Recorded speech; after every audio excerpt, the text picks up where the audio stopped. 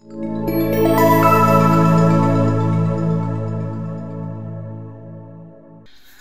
magandang araw. Mag-install ako ngayon ng Bluetooth power amplifier. Bali, dito ko siya install sa DB Audio na Bluetooth. Ayan. Ito yung board niya. Tapos, ang model pala nito ay Skywalker 12MC by 2. Tapos yung audio board nito sira na, hindi na talaga magawa. Nagawa ko na dati to pero bumigay uli. Wala na siyang sound, kahit sa mic niya ayaw gumana pa rin, kaya sira talaga yung audio board niya. Ito yung audio board niya.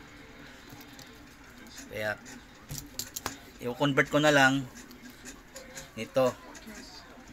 Tapos dito ko siya ilalagay. Kaso hindi siya pasok oh.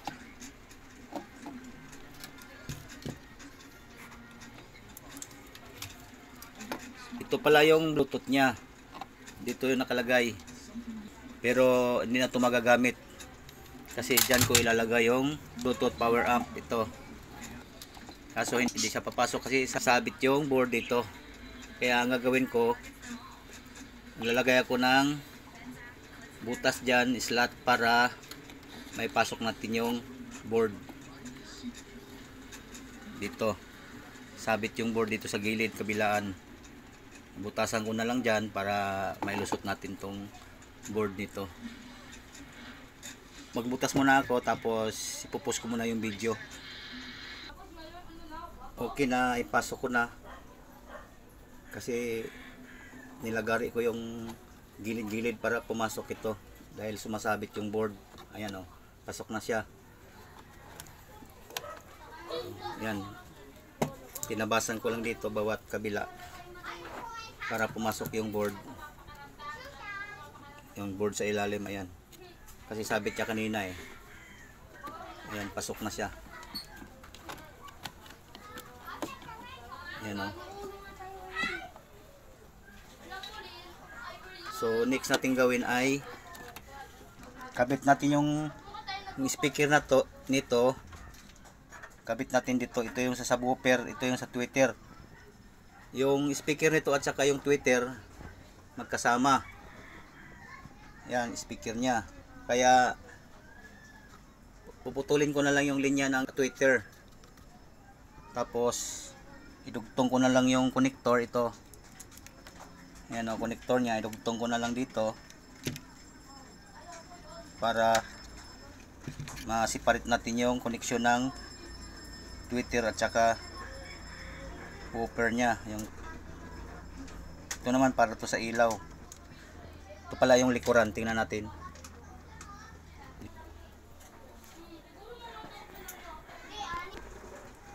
Bali ito yung likuran niya, ayan o. Yung tweeter kasi niya, ayan, tweeter, ito yung tweeter na connect dito sa woofer. Dito rin siya naka-connect oh. Yan sa loob. Yan sa loob. Magkasama sila sa woofer at saka yung tweeter nito. Kaya putulin ko na lang tong wire na to.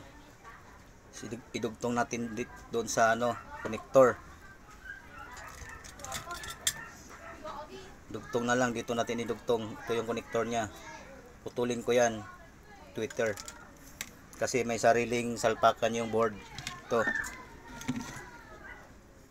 Para sa tweeter. Tapos meron pang natira dito, 3. Ito sa battery to. Hindi ko na gagamitin to. Kasi baka magsabay yung ano nito. On ang battery at saka yung sa AC niya, sisira yung board. Kaya mas mabuti wag na tong gamitin yung sa battery niya. 220 AC na lang. Tapos ito sa ilaw. Yan sa ilaw to oh. Yan papunta doon sa gitna ng speaker oh. Ayan oh. Ito sa ilaw to. Ito. Dito yan ikakabit to, dito. Yan, dyan, dito. Salpak na lang yan dyan, oh. Tapos yung sa speaker niya na malaki, dito naman, salpak na rin dito. Yan, sa gitna. Yan, dito. ito pala itong isang to, itong gitna na to. Tapos yung tweeter dito, putulin natin to. Dugtong ko muna. Ito na, nadugtong na natin yung para sa tweeter. Pinutol ko yung wire kasi magkasama yung kasi yung woofer, yung malaking speaker niya at saka yung tweeter niya ito.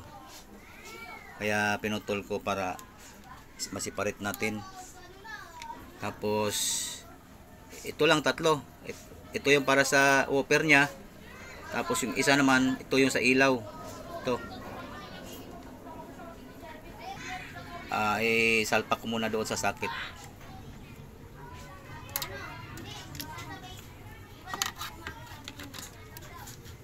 Bali dito. Ganun lang kadali mag-convert pala nito. Yan. Kasi sira na kasi yung pinaka-board nito. Kaya hindi na magawa. Convert na lang natin. Para magamit pa ito. Isalpak ko muna. Ito na. Naisalpak ko na yung tatlong konektor. Yan sa ilaw, sa woofer at saka sa tweeter. Tapos i-screw ko muna to, tapos testing na natin, patunugin na natin. So ito na, naka-plaster na lahat, naka-screw na rin yung board. Testing na natin kung tutunog na ba siya. Testing natin sa sound. Off. Saksak ko na.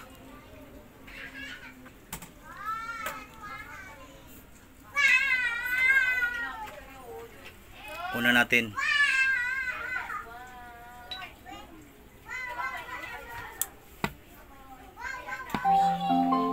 Bluetooth mode.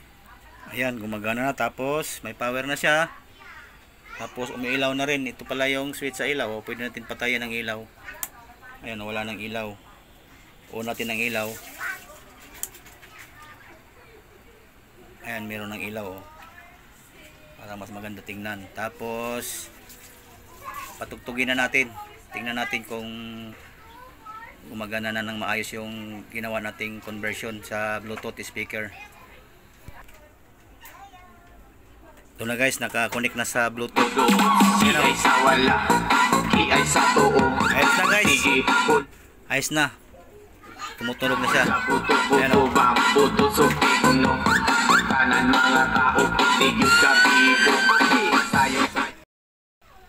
Ngayon i-testing naman natin kung gumagana yung mic nya. And may mic na tayo nakasalpak oh. Hello mic test, okay.